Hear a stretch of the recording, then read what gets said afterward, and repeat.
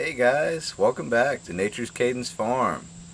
Today we're going to be working on my 1996 Ford F250, and this has the 7.3 diesel in it. There's a couple other videos out there of me doing some work on the injectors and fuel tanks, and we'll put something up there for you to take a look at. So, what we're going to be doing today is this. Let me grab it from down here because it was heavy and I didn't want to hold on to it. So here's the starter that I'm going to replace on this engine, and this happens to be the Nippon Denso style starter.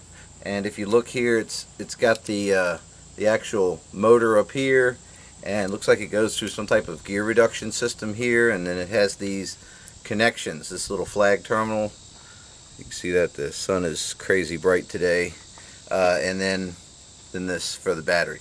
And so there's a Mitsubishi style and there's this Nippon Denso style, and the Nippon Denso style looks like this. The Mitsubishi style has the starter motor directly in line with the shaft, so that's an easy way to kind of figure out which one you have. So I crawled underneath there before ordering this one, and I'll put a link to this down below to show you which one I got. And that they are available and pretty inexpensive, I guess, compared to some that I've seen. But this is a very common engine, and must be a common starter.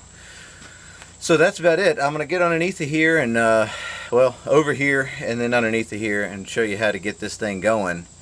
And that should be pretty straightforward, but let's get started. Alright, first things first, we need to go ahead and pull the battery connections off. I'm just going to remove the negative on both of these. So that negative is here, so I can disconnect power, and then over on the passenger side there's another terminal, and I'll show you what I'm going to do with that.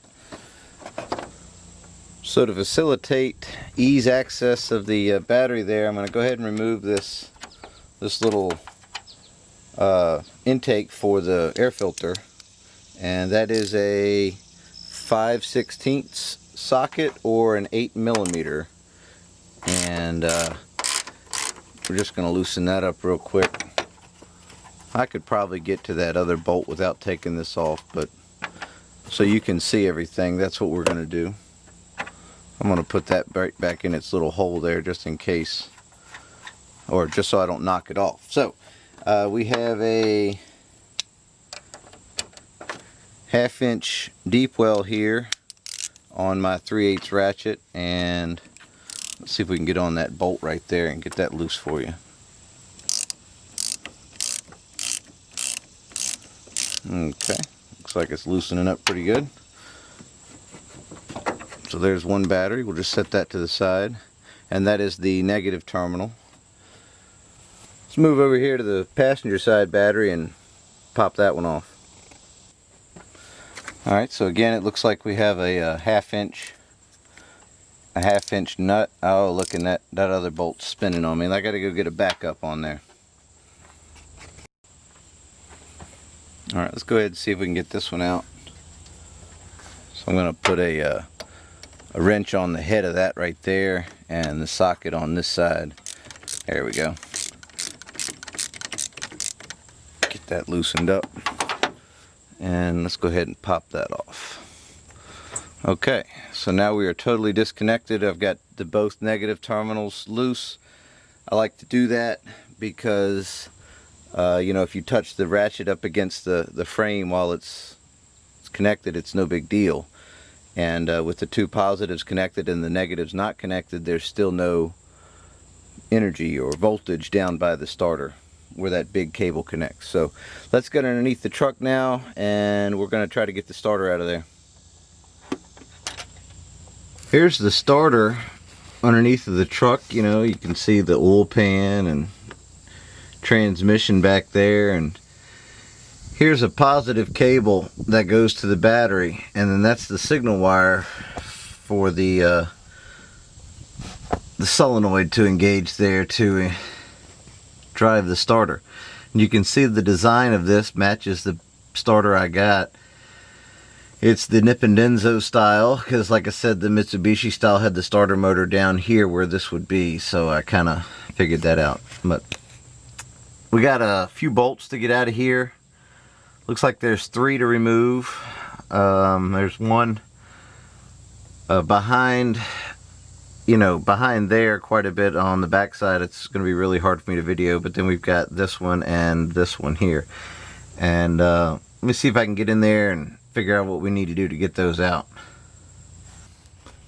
I got the nut taken off of that stud, and the the signal wire pulled off of that. So this was an 11/16 nut, and I took a straight blade screwdriver, a standard screwdriver, about a 1/4 of an inch I guess it was, and pulled that screw out and removed these 2 ring terminals on here.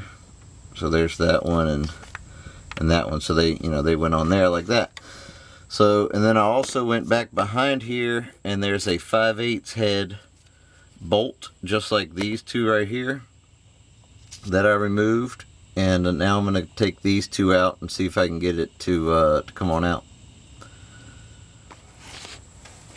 You can see I went ahead and got the starter out. I had just removed those 2 bolts that we had talked about, and it just came right out.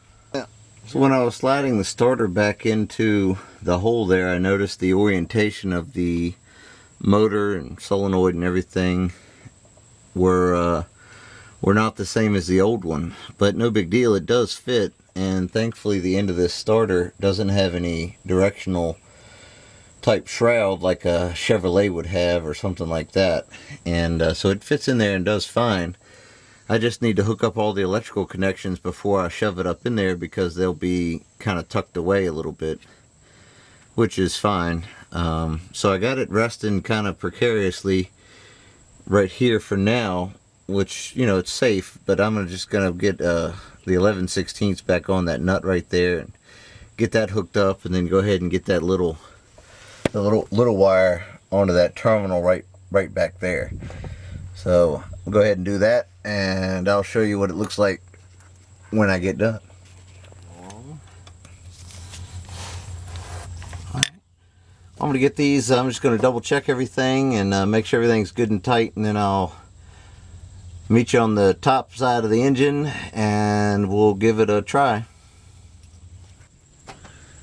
Alright, we're back off the ground now, which is nice, because rolling around in the dirt there is always fun. But I'm going to go ahead and get these batteries hooked back up, both of them, and it's the same as taking them off. I'm just going to tighten them back up, and get that going. And I'm going to leave you right here, and we're going to turn it over and see what happens.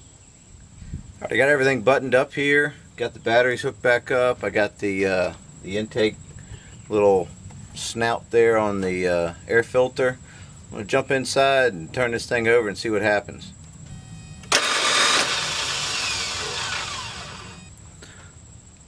Well, that doesn't sound good. Let's see what's going on.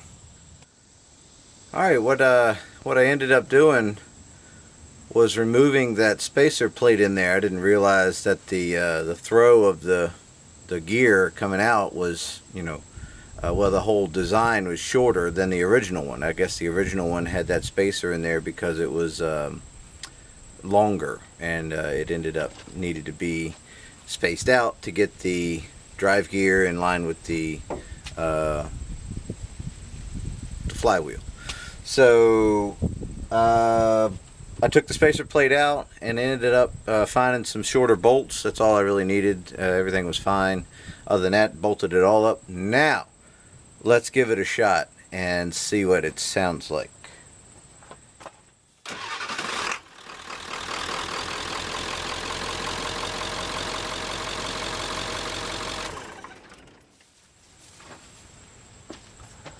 Okay, wow, that thing really spins that motor over. I guess the old one had been getting bad for a while. I don't know if I told you about this earlier. What was going on was I was hitting the key and it would just click. It wouldn't engage, so you'd have to click it a few times. I had to beat on it a few times. So I checked the voltage underneath there one time, and it was getting the signal and everything was fine. So It was just the starter that was going bad. But I didn't take it apart to find out what the problem was, but that's neither here or there, right? Because you're not going to rebuild it for the cost of a new one or remanufactured one or whatever. Because that's I don't think it'd be cost effective. Maybe for some it would be. Maybe that'd be a neat video. I don't know.